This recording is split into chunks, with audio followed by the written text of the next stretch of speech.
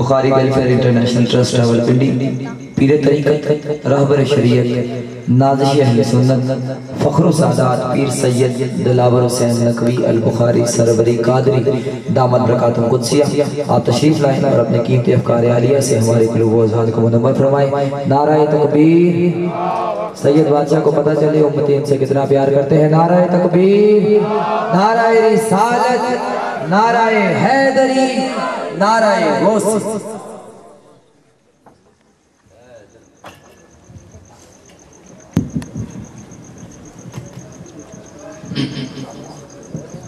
الحمدللہ رب العالمین والصلاة والسلام علی سید الانبیاء والمرسلین، اما بعد فاعوذ باللہ من الشیطان الرجیم، بسم اللہ الرحمن الرحیم۔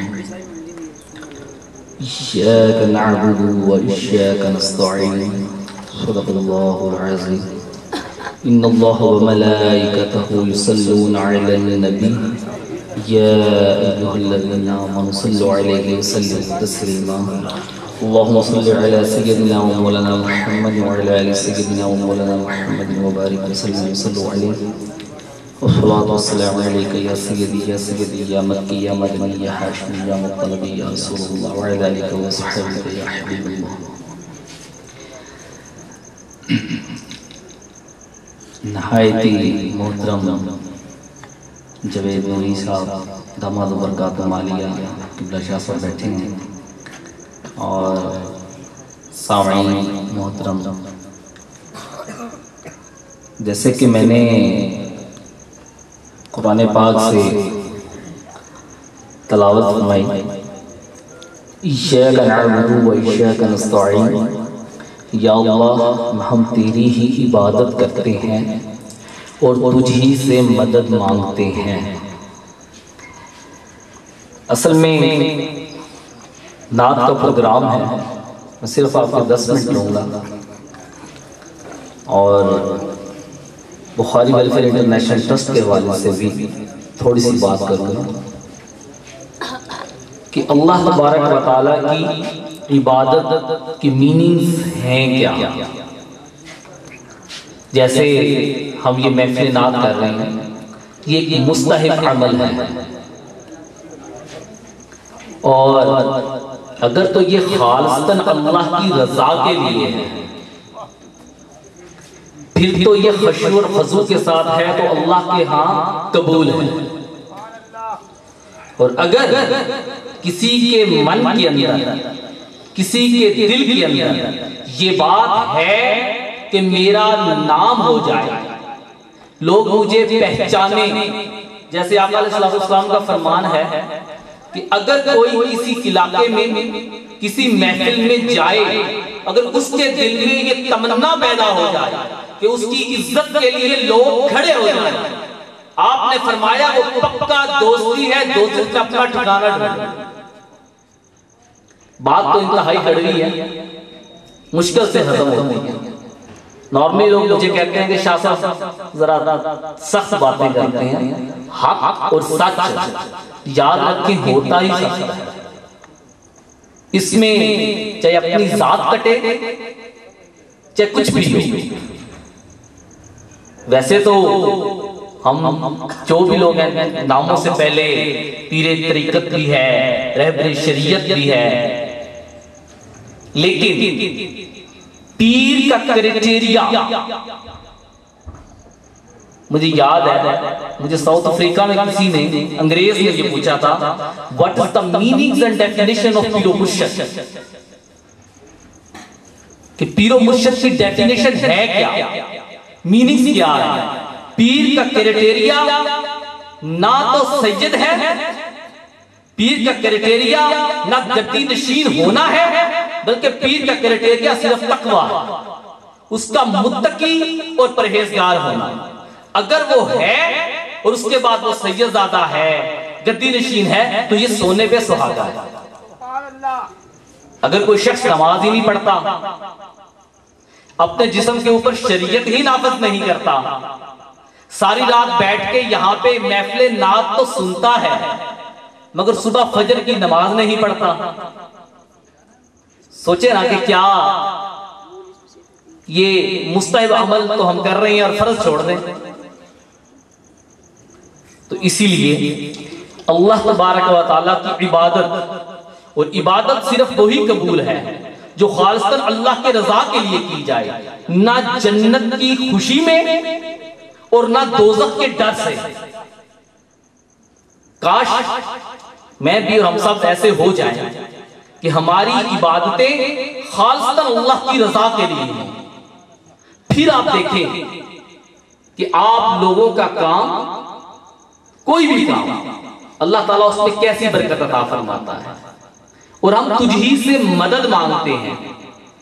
تو ہم اللہ سے مدد مانگتے ہیں، مگر اگر کسی چیز کی بھی اللہ تبارک و تعالیٰ سے مدد مانگی جاتی ہے تو اللہ تعالیٰ اس کے وسائل بناتا ہے. آپ کو میں نے ایک ٹرسٹ چلانا ہے، میں اللہ سے ہی مدد مانگتا ہوں، یا اللہ میں نے غریبوں مسکینوں کے لیے ٹرسٹ رکھا ہے، ان کے لیے یہ کام کر رہا ہوں. کہتا تو اللہ سے ہی ہوں، مگر اللہ تبارک و تعالیٰ قرآن میں ارشاد فرماتا ہے اِلَّا مَا سَعَى، کہ جتنی کوشش کی جاتی ہے آپ نے کوشش کرنی ہے، اور یہ کوشش اللہ کی رضا کے لیے ہے. کہ کوئی ایسا معاملہ ہو جائے جہاں پہ دکھاوا ہو، وہاں تو ہر کوئی پیسے بھی دے دے گا اور سارے معاملات ہو جائیں گے. اور اگر ایسا معاملہ ہو کہ خالصاً اللہ کی رضا کے لیے کسی کو کچھ دینا ہے تو شاید ہمیں عجیب سی فیلنگ ہوتی ہے، لیکن ایسا ہونا نہیں چاہیے. اگر نظر آئے تو بہت سارے پیسے، اگر نظر نہیں آنا تو پھر ہم 10-20 روپے، جیسے مسجد کو پیسے دینے ہوں تو 100 روپے کا نوٹ بہت بڑا لگتا ہے، مگر اگر آؤٹنگ کرنی ہو، کہیں کسی نے اللہ معاف کرے سینما پہ فلم دیکھنی ہو تو وہاں میرے خیال 500-1000 روپے کا نوٹ بھی بڑا نہیں لگتا. تو یہی بات ہے کہ ہمارا ٹوٹلی جتنا بھی سلسلہ ہے کوئی بھی وہ خالصاً اللہ کی رضا کے لیے ہونا چاہیے. اور نارملی لوگ مجھے کہتے ہیں کہ شریف آپ استخارے کا سلسلہ ہے، اور محافل میں میں اس طرح تو استخارہ نہیں کسی سے کر سکتا. میرے تمام ٹرسٹ کے ممبران کے پاس ایک ٹوکن ہے، اگر آپ ان سے لے لیں تو اس کے اوپر تھوڑی سی ڈیٹیل آپ لکھ دیں اور وہ پھر انہی کو واپس کر دیں. تو پھر آپ مجھے اس کے اوپر میرا کانٹیکٹ نمبر ہے، آپ مجھے کال کر سکتے ہیں. تو اپنا صرف ٹوکن نمبر بتائیں، دین میں آپ کو اس کے سارے معاملات شرعی طریقے سے جو مسئلے ہیں میں بتا سکتا ہوں. تو الحمدللہ میں نے یہاں پہ اپنے ٹرسٹ کا قیام کیا، اور یہ قیام خالصاً اللہ کی رضا کے لیے کیا گیا. اور یہ سلسلہ ابھی جیسے آج کل سیلاب زدگان کے لیے سلسلہ ہو رہا ہے، تو اس کے لیے معذرت سے کہ لوگوں نے مجھے بہت پریشان بھی کیا، کروڑوں کی آفر کی، اور یہ کہا کہ آدھے ہم کھا جاتے ہیں، آدھے آپ اپنے ٹرسٹ میں رکھ لیں، اور ہمیں اپنے لیٹر پیڈ کے اوپر یہ لکھ کے دے دیں کہ آپ نے اتنے پیسے ہم سے لے لیے. لیکن میں نے ایسے زیادہ تر یہ گورنمنٹ کے لوگوں نے یہ سلسلہ میرے ساتھ کیا.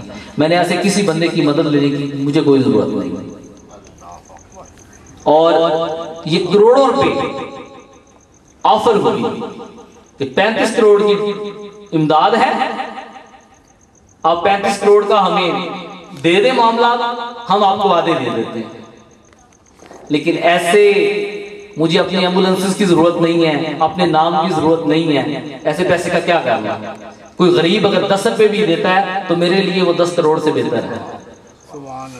تو آپ تمام دوستوں سے، بھائیوں سے، بزرگوں سے یہ التجا ہے کہ اگر آپ کچھ بھی مدد کرنا چاہیں، کوئی سلسلہ ہو، تو میرے ممبران ادھر موجود ہیں، باہر مکتب لگا ہوا ہے، آپ سب کچھ کر سکتے ہیں. لیکن خدا را آج کل جو حالات ہیں پیروں کے، خاص کر 2 نمبر جعلی لوگوں کی بات کر رہا ہوں، ان کی باتوں میں نہ آئیے گا، کیونکہ میں نے آدھا ورلڈ گھوما ہے اور میں نے دیکھا ہے کہ اتنے معاملات خراب ہیں، یہ جادو، ٹونے، تویز، دھاگے، غیر شرعی سارے معاملات۔ اگر شریعت کے مطابق کوئی کام کرتا ہے تو ٹھیک ہے، لیکن شریعت کے مطابق وہی کرے گا جو شریعت کو سمجھتا ہوگا، جس کو یہی نہ پتا ہو کہ نماز کے اندر فرائض ہی اتنے ہیں، یا جس نے کبھی نماز ہی نہ پڑھی ہو، تو وہ کیا شریعت کے مطابق کوئی کام کرے گا۔ تو اس لیے اب تمام دوستوں سے التماس ہے، اگر میری بات کوئی بری لگی ہو تو میں آپ سے معذرت کرتا ہوں۔ اللہ تعالیٰ سے دعا ہے کہ ہمارا یہاں پہ آنا، یہاں پہ بیٹھنا اپنے بارگاہ الہی میں قبول و منظور فرمائے۔ وما علینا الا البلاغ المبین۔